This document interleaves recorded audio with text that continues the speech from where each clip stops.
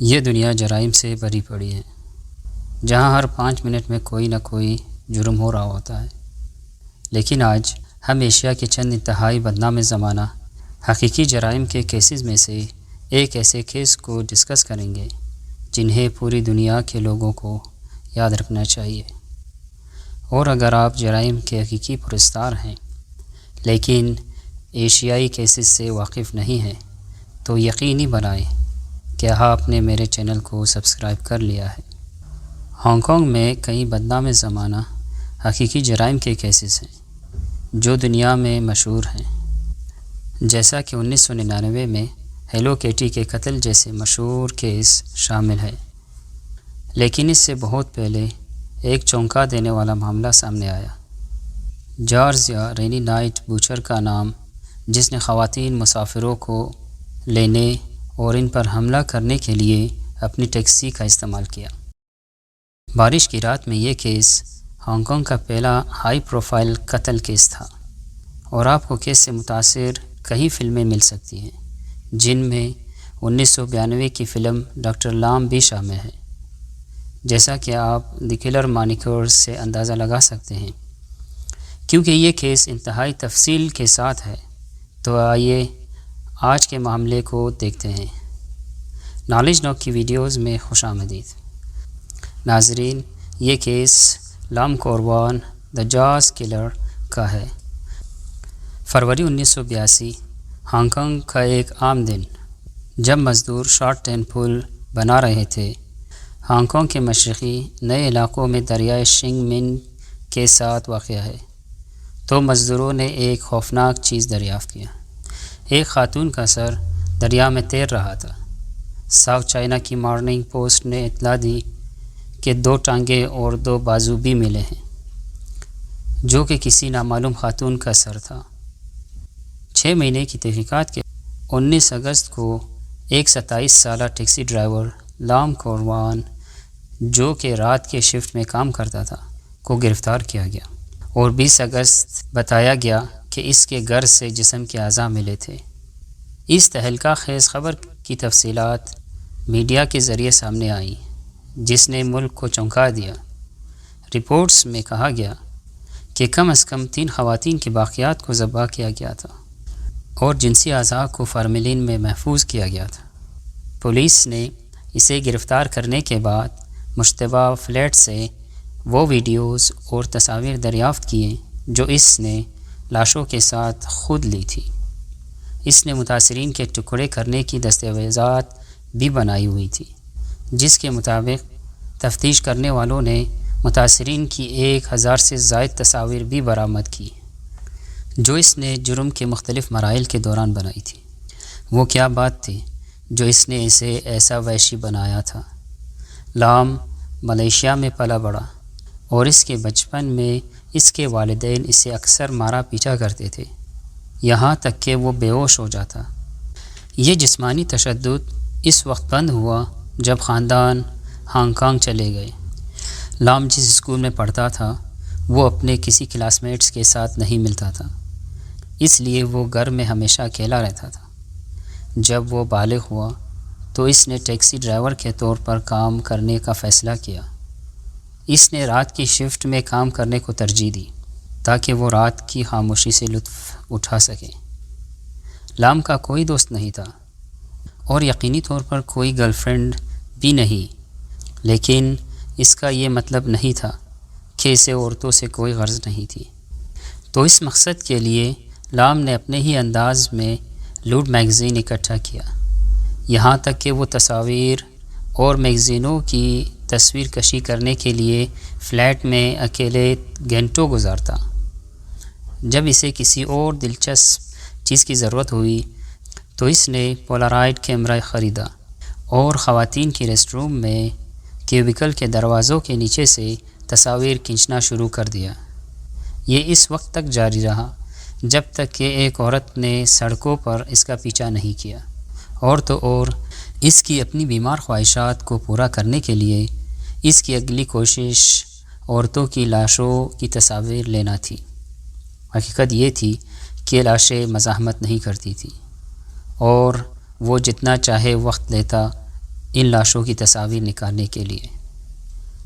3 فروری 1982 کو برسات کا دن تھا اور لام نے اپنے پہلے خوفناک نشان کا آغاز کیا۔ یہ صبح کے 4 بجے سے کچھ پہلے کی بات تھی جب لام کی ٹیکسی ایک ریسٹورانٹ کے قریب سے گزری۔ ایک خاتون مسافر نے ٹیکسی کو اشارہ کیا اور لام نے اسے اٹھایا۔ وہ عورت چین فونگ لین تھی، ایک 22 سالہ نائٹ کلب ڈانسر جو چینی نائٹ کلب میں کام کیا کرتی تھی۔ کام کے بعد اس نے اپنی بہن اور کچھ دوستوں کے ساتھ شراب پی۔ اس کے بعد وہ ٹیکسی پکڑنے کے لیے نائٹ کلب سے باہر آئی۔ اس وقت وہ سڑک پر اکیلی تھی اور بہت زیادہ نشے میں تھی۔ تھوڑی دیر بعد وہ ٹیکسی میں بیٹھی۔ لام گاڑی چلا رہا تھا تو نائٹ کلب ڈانسر کو لگا کہ اس سے الٹی کرنی ہے۔ اس نے لام کو گاڑی روکنے کا کہا۔ وہ ایک سروس اسٹیشن پہ کھڑا ہوا۔ وہ باہر نکل گئی اور سڑک پر الٹیاں کرنے لگی۔ جیسے ہی وہ ٹیکسی میں واپس آئی، اس نے لام سے کہا کہ وہ واپس جانا چاہتی ہے۔ اس لمحے وہ واپس لوٹنے لگا۔ اس نے فوراً اپنا ارادہ بدل لیا۔ اس سے لام کو غصہ آیا اور وہ اپنا غصہ کھو بیٹھا تو اس نے بجلی کے تار سے چین کا گلا گھونٹ دیا۔ جب اس نے سانس لینا بند کر دیا تو لام نے اس کی بے جان لاش کو گھر لے جانے کا فیصلہ کیا۔ یہ صبح کے تقریباً 5 بجے کا وقت تھا۔ گلی خالی تھی، لہٰذا وہ کسی کو دکھے بغیر اس کی لاش کو اپنے فلیٹ کے اندر لے جا سکتا تھا۔ وہ اپنے خاندان کے ساتھ رہتا تھا، چنانچہ اس نے لاش کو صوفے کے نیچے رکھا اور اپنے بستر پر انتظار کرنے لگا کہ اس کے گھر والے اٹھیں اور اپنے کام پر چلے جائیں۔ جیسے ہی وہ اپنے کام پر چلے گئے تو اس نے خون کو فرش پر بہنے سے روکنے کے لیے بیڈ روم کے فرش کو پلاسٹک کے چادر سے ڈھانپ لیا۔ پھر اس نے الیکٹرک آرے سے اس کے جسم کو کاٹنا شروع کر دیا۔ اس نے تمام حرکات کی ویڈیو اور تصاویر کھینچی۔ جب اس نے کام ختم کیا، اس نے سر، اعضاء اور دھڑ کو الگ الگ کر کے سب کو لپیٹ لیا اور واپس اپنے ٹیکسی میں لے گیا۔ اس رات اس نے جسم کے تمام اعضاء کو شنگ مین ندی میں پھینک دیا اور 1 ہفتے بعد جسم کے وہ اعضاء تعمیراتی مزدوروں کو ملے تھے جن کا پہلے ذکر کیا گیا ہے۔ پہلے قتل کے ساتھ اس کا شیطان پھٹ پڑا۔ اس نے اگلے 7 مہینے تک قتل و غارت کا سلسلہ جاری رکھا۔ اس کے نتیجے میں مزید 3 خواتین کی ہولناک اور لرزہ خیز موت واقع ہوئی۔ اگر اس نے تھوڑے سے غصے میں اپنا پہلا قتل کیا تو دوسرا قتل بے حد منصوبہ بندی سے کیا۔ اس سے پہلے کہ وہ اپنے نئے شکار کی تلاش میں نکلے، اس نے سرجیکل اکوپمنٹ اور فارمالڈ ہائیڈ کا سامان خریدا۔ اس کا اگلا شکار چین وان کیٹ تھی، ایک 31 سالہ تجارتی کیشیئر جو سینٹ ایگسٹن بینک میں کام کیا کرتی تھی۔ اس کا قتل اسی طرح کیا گیا تھا جس طرح اس کے پہلے شکار کا قتل۔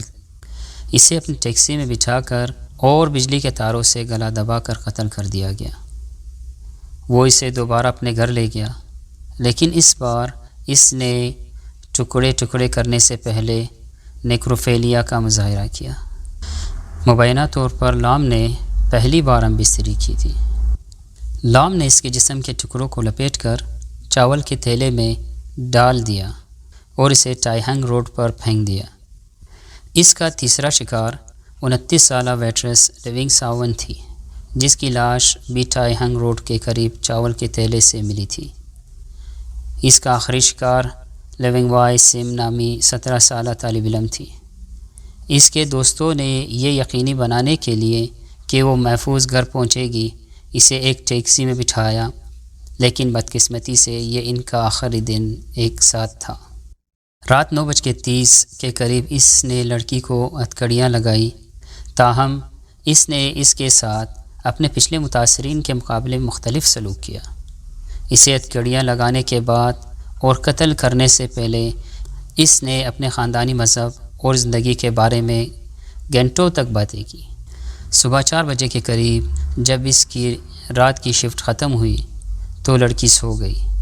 اور پھر اس کا گلا دبا کر قتل کیا اور اس کی لاش اپنے ساتھ گھر لے گیا تاکہ وہ اپنے بھیانک منصوبے کو عملی جامہ پہنا سکیں۔ جب وہ اس کی لاش کی تصاویر لینے کی تیاری کر رہا تھا، ایک چراغ اس کی ران پر گرا اور اس کی جلد جل گئی، جس سے اس کے جسم پر جلنے کا نشان رہ گیا، جو بعد میں اس کی گرفتاری کا باعث بنا۔ ایک عجیب بات یہ تھی کہ جب اس نے لاشوں کی تصویر لی تھی اور اس تصاویر کو فوٹوگرافی کی دکان پر پرنٹ کروانے لے گیا، ایسا لگتا تھا کہ اسے کوئی پرواہ نہیں تھی کہ وہ پکڑا جائے گا یا نہیں۔ کوڈیک اسٹور کے ایک ٹیکنیشین نے کٹے ہوئے اعضاء اور جوڑوں کے کراس سیکشن کی تصاویر دیکھی اور اس سے تصاویر کے بارے میں سوال کیا۔ لام نے کہا کہ وہ یونیورسٹی کا لیب ٹیکنیشین تھا اور یہ تصاویر طبی تحقیق کے مقاصد کے لیے لی گئی۔ ٹیکنیشین کو اب بہت عجیب لگا، لیکن اس نے اس کی وضاحت کو مان لی۔ لیکن یہ 17 اگست 1983 کا دن تھا جب ٹیکنیشین کو یقین ہوا کہ وہ شخص خطرناک ہے، اور آخر کار اس نے پولیس کو اطلاع دی۔ اس دن جو تصاویر اسے موصول ہوئی وہ برہنہ خواتین کی فحش تصاویر تھیں۔ اس نے پہلے سوچا کہ یہ ایک جوڑے کی مباشرت کی تصاویر ہیں، لیکن جب اس نے عورت کی ران پر جلنے کا نشان اور کٹے ہوئے چھاتی کی تصویر دیکھی، اس نے فوراً پولیس کو فون کیا۔ پولیس کوڈیک اسٹور پر آئی اور لام کے انتظار کرنے لگی۔ رات کو لام نے اپنی ٹیکسی کو اسٹور کے سامنے روک لیا اور دکان میں داخل ہوتے ہی پکڑا گیا۔ اس نے پہلے تو پولیس کو بتایا کہ تصاویر اس کی نہیں ہیں، انہیں صرف ایک دوست کے لیے لینے آیا ہے۔ پولیس نے اس کے کسی بھی بات کا بھروسہ نہیں کیا اور وہ اس کے پیچھے اس کے گھر پہنچے۔ پولیس نے شواہد کی تلاش کرنا شروع کر دی۔ انہیں اس کے بستر کے نیچے دھات کا ایک پرانا ڈبہ ملا اور اسے کھولنے کے لیے لام سے کہا۔ اس نے ڈبہ کھولا اور پولیس کو جسم کے اعضاء کی ویڈیو ٹیپس، تصاویر اور ٹیپ سے بند کئی ٹیپرویئرز کنٹینر ملی تھی۔ پولیس نے جب ایک کنٹینر کھولا تو وہ چونک گیا۔ اس میں ایک عورت کی کٹی ہوئی چھاتی تھی جو کہ فارمالڈہائڈ میں محفوظ شدہ تھی۔ اس کے فوراً بعد ایک برطانوی فارنسک کیمسٹ خاتون جائے وقوع پر پہنچی۔ اس نے ایک اور باکس کھولا اور اس میں بھی انسانی جسم کے مخصوص اعضاء ملے۔ ہانگ کانگ پولیس کے خیال میں ایک ماہر خاتون کے ساتھ کام کرنے کے لیے یہ بہت تکلیف دہ ہو سکتی ہے، اس لیے اس کی جگہ ایک اور ماہر پولیس کو تعینات کر دیا گیا۔ ابتدائی طور پر یہ شبہ تھا کہ یہ جرائم پورے خاندان نے کیے ہیں، اس لیے انہوں نے لام کے والد اور بھائی کو گرفتار کر لیا۔ بعد میں پولیس نے یہ طے کیا کہ یہ سب اس کا کام تھا، جیسا کہ اس نے اپنے جرائم کا اعتراف کیا۔ کیس کی بھیانک نوعیت کو دیکھتے ہوئے صرف مردوں کو جیوری میں خدمات انجام دینے کی اجازت تھی۔ 3 اپریل 1983 کو لام قتل کے 4 الزامات میں قصوروار پایا گیا۔ اسے سزائے موت سنائی گئی، لیکن 1993 میں اس کی سزائے موت کو کم کر کے عمر قید میں تبدیل کر دیا گیا۔ لام اب ہانگ کانگ میں اپنی سزا کاٹ رہا ہے۔ ماہر نفسیات ڈاکٹر ولیم گرین کے ساتھ 1-on-1 ملاقات کے دوران لام نے کہا کہ اس نے متاثرین میں سے ایک کے جسم کے اعضاء کھائے اور یہ کام بنیادی طور پر جنسی نہیں تھی۔ ناظرین، اور بھی بہت سی عورتیں اس بیمار خواہشات کا شکار ہو سکتی تھیں اگر اس ٹیکنیشین نے اس کی اطلاع پولیس کو نہ دی ہوتی، اور آخر کار اسے انصاف کے کٹہرے میں آنا پڑا۔ تو یہ لام کوروان کا معاملہ تھا، جذباتی طور پر پریشان ٹیکسی ڈرائیور جس نے اپنی مایوسی کو 4 خواتین کسٹمر پر ختم کی۔ لام اب بھی شیک پک جیل، جو کہ لینڈاؤ جزیرے پر واقع ہے، اپنی باقی زندگی گزار رہا ہے۔ آج کے لیے بس اتنا ہی۔ اگر آپ چاہتے ہیں کہ آپ کو اس طرح کی ویڈیو ملے تو آپ نیچے کمنٹس کر کے اپنی رائے سے آگاہ کر سکتے ہیں۔ میری ویڈیوز دیکھنے کے لیے شکریہ۔